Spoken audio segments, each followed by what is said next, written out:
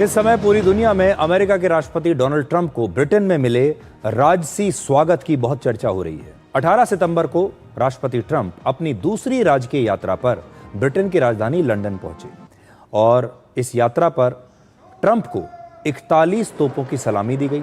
इस ceremonial parade में 120 घोड़े और 1300 ब्रिटेन के सैनिक शामिल हुए। ये जबरदस्त स्वागत 1000 साल पुराने उस विंडसर कासल में किया गया जो किंग चार्ल्स का आधिकारिक निवास है।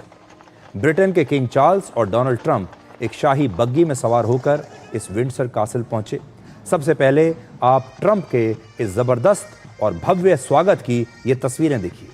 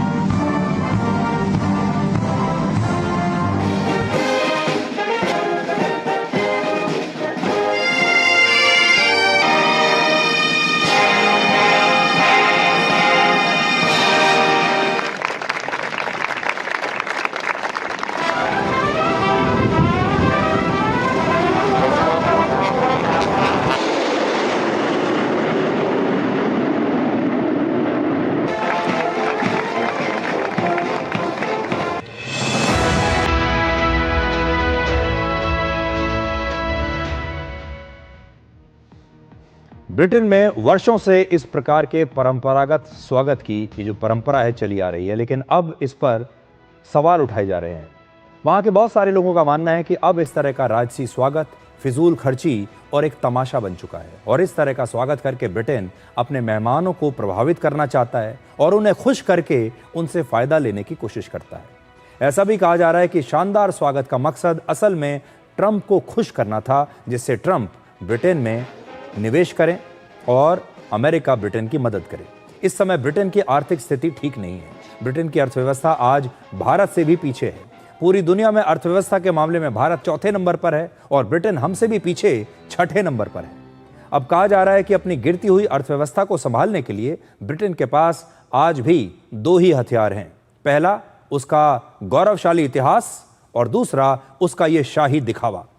लेकिन सवाल यह है कि 21वीं सदी में सिर्फ नेताओं को खुश करने के लिए क्या इस तरह की फिजूल खर्ची सही है? आज लोकतंत्र का ज़माना है। आज के लोकतांत्रिक युग में क्या राजसी परंपराओं को जारी रखना ज़रूरी है? क्या लोगों को ये बताना ज़रूरी है कि राजा अलग है और प्रजा अलग है? क्या राजाओं को इस तरह से अब लोगों के सामने आना चाहिए जहां वो ये बताएं कि हम आपसे बिल्कुल अलग हैं? हमारा मानना है कि असली ताकत विचार और सादगी में होती है।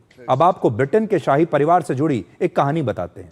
आज से 94 वर्ष पहले वर्ष 1931 में भारत के राष्ट्रपिता महात्मा गांधी लंदन के बकिंगम पैलेस गए थे और उनके पहनावे में उस समय कोई राजसी ठाट बाट नहीं था। महात्मा गांधी सिर्फ एक धोती और शॉल पहनकर शाही निमंत्रण पर वहां पर गए थे और तब महात्मा गांधी के पहनावे को देखकर ब्रिटेन के पूर्व प्रधानमंत्री विंस्टन चर्चिल काफी नाराज हुए थे और उन्होंने महात्मा गांधी को हाफ नेकेड फकीर कहा था, यानी एक ऐसा फकीर जिसने बहुत ही कम कपड़े पहने हुए हैं। और उन्हें अच्छा नहीं लगा कि महात्मा गांधी ठीक से तैयार होकर राज परिवार से मिलने के लिए नहीं आए।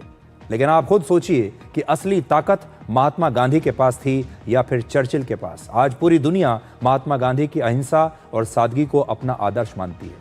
लोकतंत्र की ताकत यह होती है कि उसमें हर नागरिक बराबर होता है। लोकतंत्र में किसी गरीब परिवार का बच्चा भी राजा बन सकता है, किसी बहुत ही बेहद गरीब परिवार का बच्चा भी या युवा भी प्रधानमंत्री बन सकता है, राष्ट्रपति बन सकता है और भारत उसका सबसे बड़ा उदाहरण है। तो भारत में देखिए क्या हो रहा है और ब्रिटेन जो है वो आज भी अपनी उन पुरानी परंपराओं में फंसा हुआ है। एक छोटा सा ब्रेक और ब्रेक के बाद आपको डिकोड जिंदगी में दिखाएंगे आज का विचार।